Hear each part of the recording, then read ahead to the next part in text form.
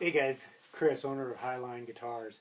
Today I'm winding up a set of humbucker pickups, which I'm going to be putting into one of the guitars that I'm currently building. And whenever I wind pickups, it always gives me a chance to kind of think about the work that I'm doing. And I tend to think about some of the different topics of discussion that come up regarding guitars. And today I was thinking about the whole tonewood controversy, which always seems to rear its head about every couple of days on Facebook and Twitter and YouTube and wherever else people are hanging out on social media. And as I was winding these pickups, I got to thinking, why is it that people argue this topic so much? Why is it so debatable? And I think I've come up with part of a reason for this, and I think what it is a lot of guys, a lot of guitarists, and a lot of luthiers simply don't understand how electric guitar pickup works, and they don't understand all the different specifications and how those specifications come together to shape the tone of a guitar. And as a result, I think what they do is they tend to try to grasp onto what they do understand, which is wood. So you're going to have all these people arguing whether rosewood sounds like ebony or whether maple sounds better than mahogany or ash or whatever. And that's a topic that can never ever be resolved, especially when people refuse to accept modern contemporary methods for scientific study. As a result, I think the key component that is being overlooked, like I said, is the pickups. And I find it confusing and frustrating at times when I see people arguing about tone wood.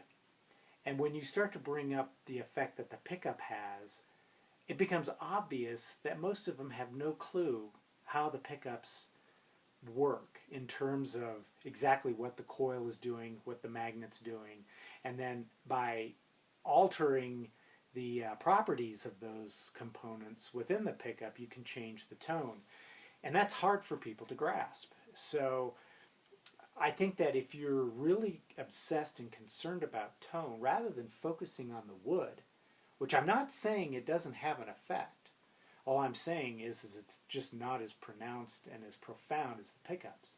But if you really want to control the tone of a guitar, you've got to look at the pickups. And that's where you can make some simple and seemingly tiny changes that can have a massive impact on tone. And what I recommend guitarists do, and luthiers as well, is learn to read the specifications for the pickups. Learn what the type of magnets and how they can affect tone, their strength, which is measured in gauge. Learn about the different gauges of wire that's used and how the number of turns can affect the tone.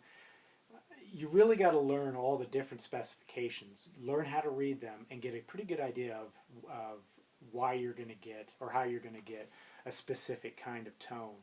And once you do that, you'll understand why a Les Paul with humbuckers sounds different than a Les Paul with P90s, or why a Telecaster has a certain characteristic twang, whereas a Stratocaster has a slightly different kind of twang. And then how you can carry some of a Stratocaster's twang into a Les Paul if you change the pickups and